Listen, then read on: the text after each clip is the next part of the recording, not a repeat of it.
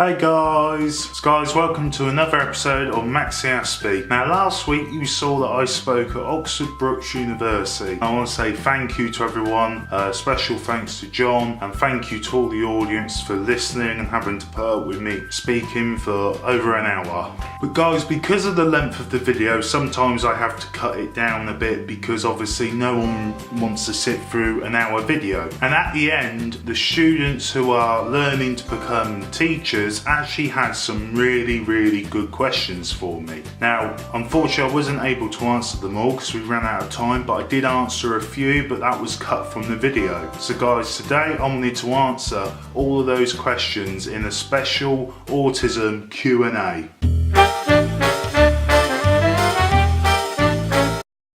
So question number 1. In schools, have you seen teachers give rewards at the end of the day for children with bad behaviour in a bid to improve behaviour? Would this have worked with you? I'm not sold on the idea as this might be a bad approach for the student. I can kind of agree and disagree. I think it's a really good question as well, because I think when the pupils are showing signs of bad behaviour, sometimes rewarding them is not good, as you say, because you're rewarding bad behaviour, but at the same time, if you don't give them that encouragement to want to do well, how do you progress that student? I think it's not about rewarding the bad behaviour, but it's about talking to them, understanding how you as teachers can support that student. It's about putting things in place for us as teachers to say, okay, at the moment you're not showing great behaviour, but if you get to this level, we can reward you in this way. So it's about setting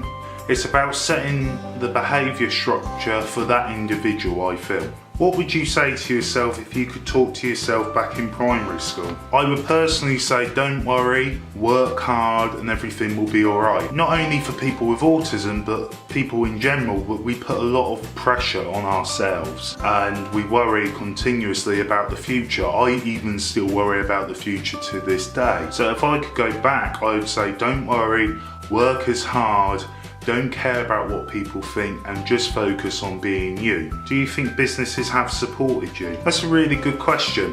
I think they have, and I think I've been some places that they haven't, but the workplaces I have been at, I'm quite fortunate to say that, they've put things in place for me when I needed it. For instance, when I was learning to do my maths level 2 back at my old workplace, they were very supportive on helping me achieving that, and they put things in place like me going out of work time just to be able to study on the things that I needed to, and it really helped me, and they took someone else aside who could explain it to me better. They brought tutors in to help me, so I feel that they have supported me in many ways. It's just a shame that there's a lot of businesses out there that currently don't do that for people with autism. What do you wish you had done differently about your education? I think the main thing was I just cared too much about what people thought and I didn't focus too much on my education.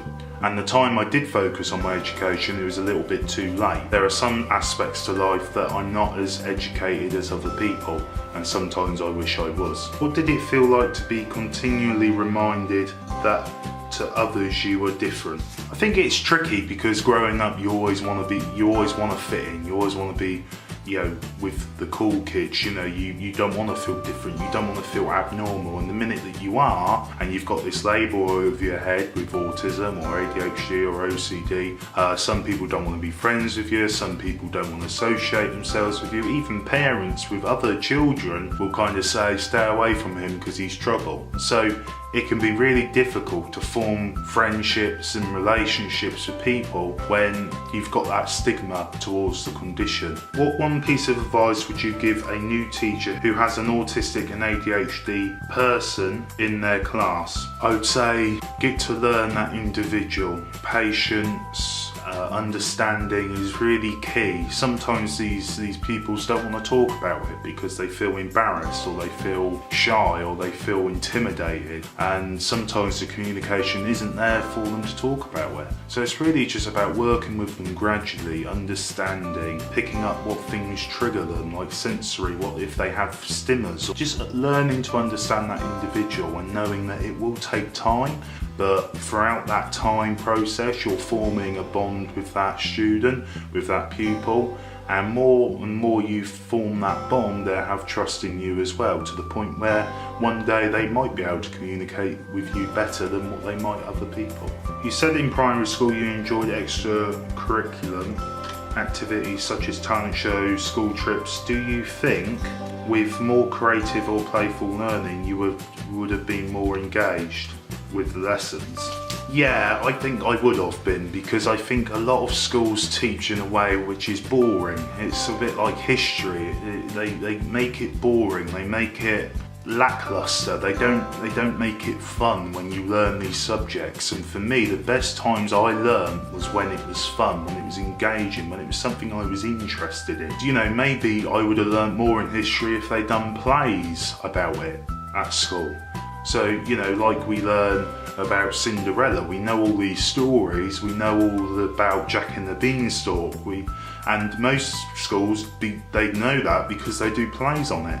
So I think if we was to take these true history stories and turn them into plays, I think a lot of people would learn more about it. When the teachers made you feel inadequate, belittled, was there any support from a mentor or tutor available? It's a good question, and I would probably say no. I mean, there was one instance in college where a TA was really supportive of me over the actual tutor, and that really helped me, and it's probably the first time I've ever really felt there was a teacher in my corner when it was facing other teachers. I mean, the secondary school I went to, I found that as well. There was a lot of teachers that would stick up for me and sometimes question the other teacher's decision of what she was doing with me or what she marked me down as. So there was a lot of teachers that would back me up in different situations. But in mainstream schools and colleges, it was very rare for that to happen.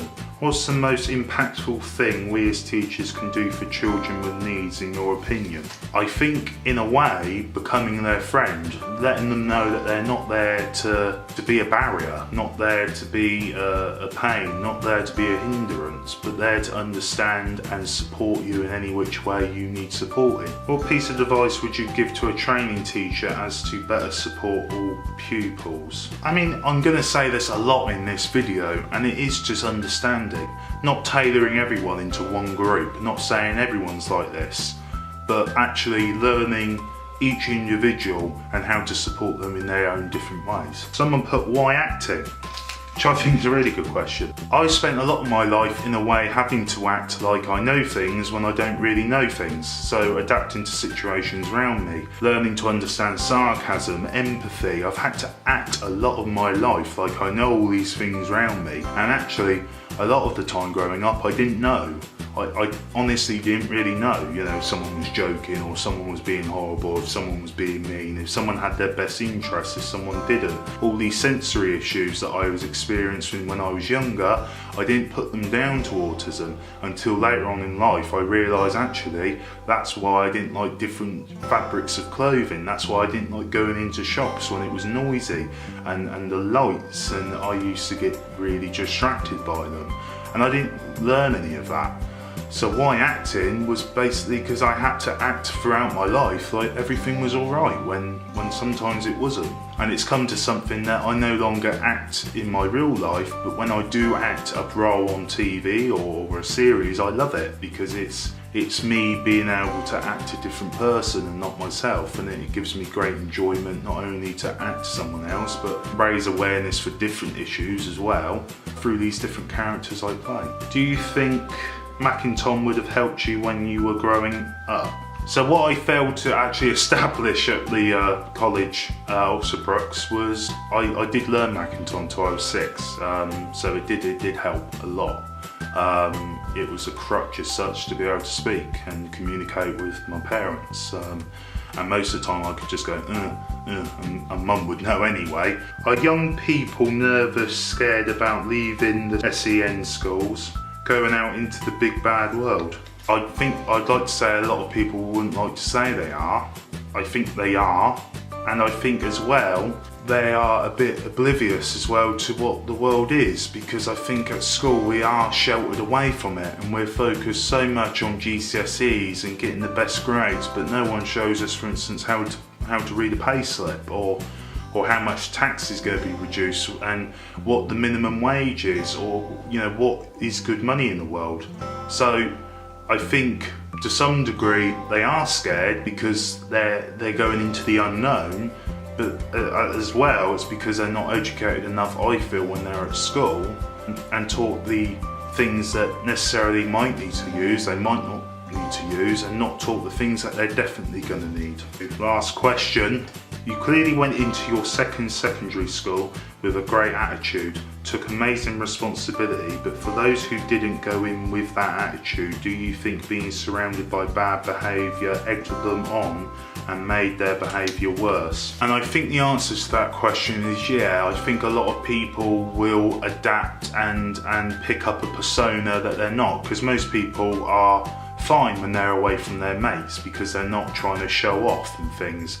But I feel when they go to these schools, they are already kind of discouraged and they feel like their life is, going to be useless and they're not going to have a future. And I think at the end of the day, the only thing that they've got to them, they feel, is their reputation. And that reputation is being bad, being cool, being part of the bad group, being able to show off and be the cool guy.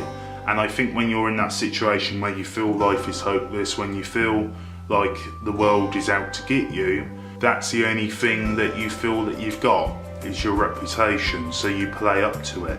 And obviously you've got people who are bad around you, you'll pick up that vibe, just as if people around you who are positive, who are outgoing, who want to do well, you'll pick up that vibe as well. So the energy and the atmosphere of a class can make or break someone's behaviour. But guys, leave any questions you've got down below. I know it was a big Q&A, but I really wanted to answer those questions, as I feel that there was a lot of effort and a lot of thought that went into them by the students who are learning to become teachers. They're going to go out to a big variation of schools and they're going to be able to share all the stuff that they've learned and hopefully be able to support someone like me one day. And I just think it's really important I answer those questions, just so they've got a bit more information as well from myself. But guys, tell me what you thought down below. Thank you for watching, and guys, take care. Goodbye for now.